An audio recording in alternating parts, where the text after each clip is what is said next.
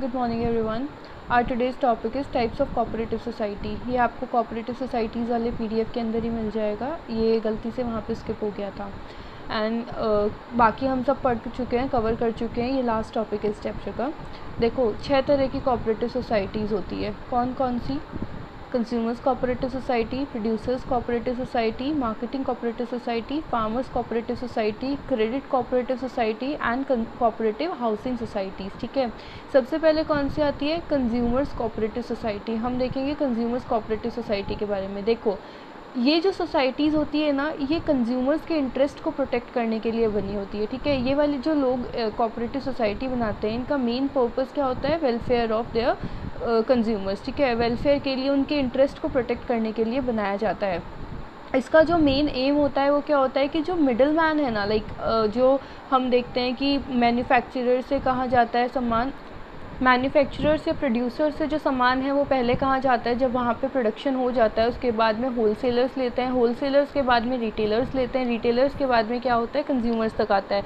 तो इतने सारे लोग बीच में जो मिडल मैन है, वो सब लोग क्या करते हैं? अपना अपना प्रॉफिट मार्जिन ऐड करते हुए चलते हैं। तो जब इतने सारे प्रॉफिट मार्जिन ऐड होंगे तो हमारे लिए यानी कंज्यूमर्स के लिए क्या होगा? सामान बहुत महंगा हो जाएगा। तो इनका मेन एम रहता है कि ये जो कंज्यूमर्स है उनके लिए सामान को सस्ता करके उन तक पहुंचाए। तो क्या करना होता है? मिडलमैन जो होता है उसको एलिमिनेट करना होता है, ताकि क्या करे? डायरेक्ट प्रोड्यूसर से सामान खरीदें, प्रोड्यूसर या होलसेलर से, और उसको क्या कर दे? मेंबर्स को भेज दें या बेच दें फेयर प्राइस पे। ठीक है, इन केस इस सारी प्रोसेस के अंदर कोई भी प्रॉफिट आता है तो वो क्या करते हैं? डिविडेंड के तौर पे सारे मेंबर्स के बीच में डिस्ट्रीब्यूट हो जाता है। वो सारा डिस्ट्रीब्यूट उनके कैपिटल जो उन्होंने कंट्रीब्यूट किया है उसके सिर्फ उसी के अकॉर्डिंग उन तक पहुंचेगा। ठीक है, उन तक डिविडेंड दिया जाएगा। तो ये कंज्यूमर्स कोऑपरेटिव सोसाइटी होती है।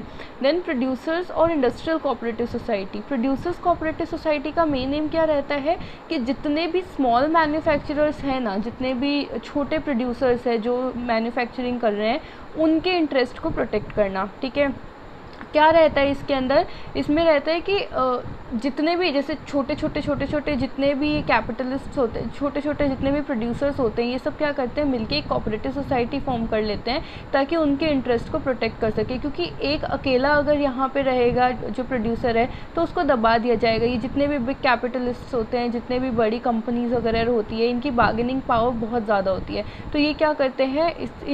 इनकी वजह से जो एक स्मॉल प्रोड्यूसर होता है वो दब जाएगा। तो उसके लिए क्या होता है? उसके बेनिफिट के लिए ये कोऑपरेटिव सोसाइटीज़ बनाई जाती है। ठीक है, इसके अंदर स्मॉल प्रोड्यूसर्स होते हैं जो क्या करते हैं? इनपुट्स प्रोवाइड कराते हैं। ये सोसाइटी जो है ये स्मॉल प्रोड्यूसर्स को क्या करती है?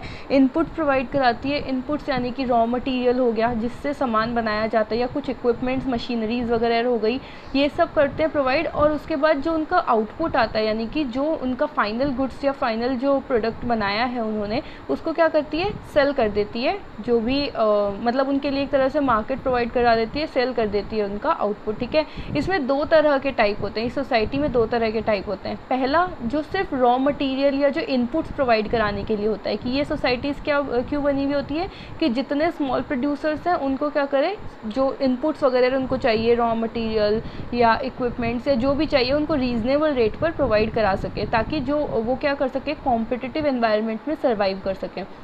और जो दूसरी होती है वो किस लिए होती है कि जितना भी स्मॉल प्रोड्यूसर्स ने सामान बनाया है, गुड्स प्रोड्यूस किए हैं, उन सबको मार्केट में सेल कर सके। ठीक है, तो ये सेकंड जो हमने देखी ये इसलिए बनी हुई होती है। इस प्रोसेस के अंदर कहीं पे भी अगर कोई प्रॉफिट आता है तो वो क्या कर देते हैं? अपने मेंबर्स के बीच में डिस्ट्रीब्यूट कर देते हैं उनकी कैपिटल एक्सटेंड तक। ठीक है, then marketing cooperative society. Marketing cooperative societies क्या होती है? ये जो होती है, ये हम अमूल जो है कंपनी, उसका एग्जाम्पल ले सकते हैं। अमूल कोऑपरेटिव सोसाइटी जो है उसका एक एग्जांपल ले सकते हैं। ये जो सोसाइटीज़ बनी हुई होती है, ये होती है कि जितने भी प्रोड्यूसर्स वगैरह है, जो मेंबर्स है, उन लोगों के लिए एक मार्केट प्लेस प्रोवाइड कराती है। जितना भी उन लोगों ने गुड्स वगैरह प्रोड्यूस किया है, उन सब से क्या करती है?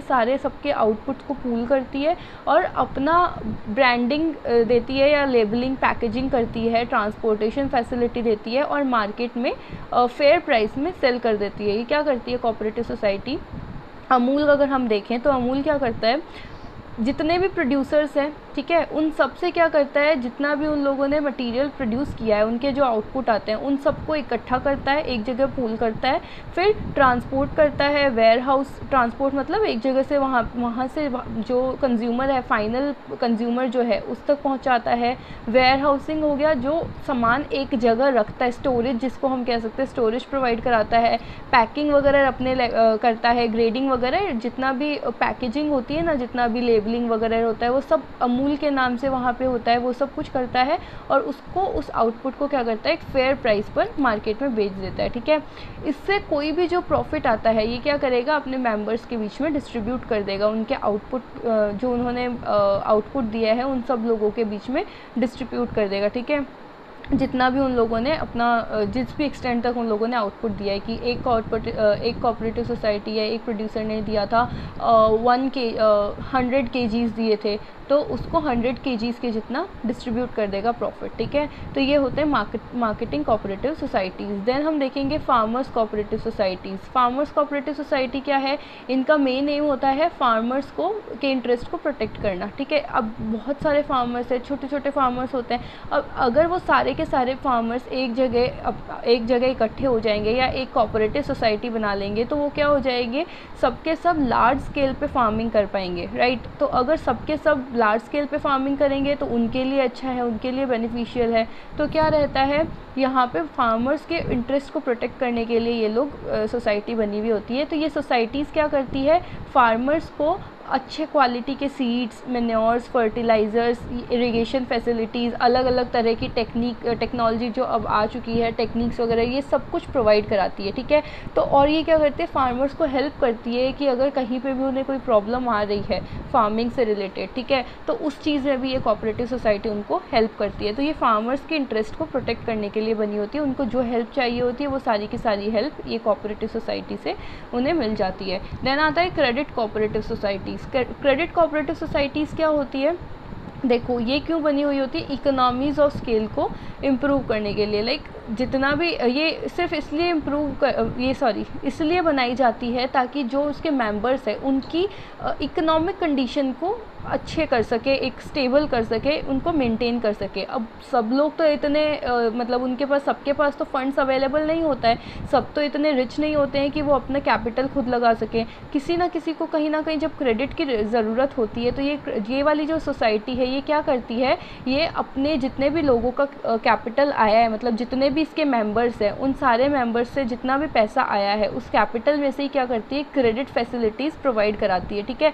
अपने मेंबर्स को क्रेडिट फैसिलिटीज़ प्रोवाइड कराती है ताकि उनको बैंक में जाकर बैंक की जो हाई इंटरेस्ट रेट है उसको अपना बियर करना पड़े, बल्कि कम इंटरेस्ट रेट पर अपने मेंबर्स को यहाँ से ही एक फैसिलिटी मिल जाए ताकि वो लोग कम इंटरेस्ट रेट पर काम कर सके। ठीक है। यही है, इसके अंदर लिखा हुआ है कि जितना भी वो लोग कैपिटल कलेक्ट हुआ है उसी में से क्या करती है, क्रेडिट फैसिलिटीज़ अपने मेंबर्स को प्रोवाइड कराती है लोअर इंटरेस्ट रेट पर। ठीक है। देन आता है cooperative housing societies. Cooperative housing societies किसके लिए होती है, ये उन लोगों के लिए होती है, सबको घर भी चाहिए होता है, राइट। तो ये उन लोगों के लिए है कि जिनको रीज़नेबल रेट पर घर भी मिल जाए या घर बना सकें। ठीक है।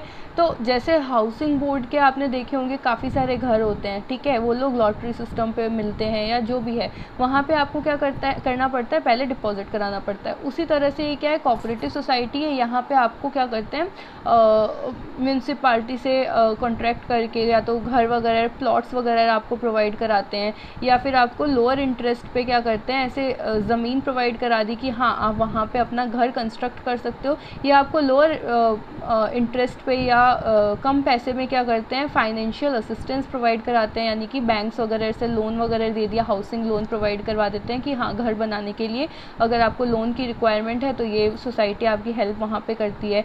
या आपको घर ही बनाया दे देते हैं जिसमें आपको नॉर्मल से कम रुपए ये लोग यहाँ पर लगते हैं। आपको जो मार्केट में आप जाकर अगर रियल एस्टेट की प्राइस देखोगे तो वो ज़्यादा रहेगी, उससे कम कॉस्ट में आपको यहाँ पर घर बने बनाए मिल जाते हैं। ठीक है। तो ये क्या करती है, ये अपने मेंबर्स की जो हाउसिंग प्रॉब्लम्स होती है उसको सॉल्व करती है। ठीक है। ये आपका चैप्टर यहीं पे ख़त्म होता है। नेक्स्ट हम देखेंगे थर्ड चैप्टर।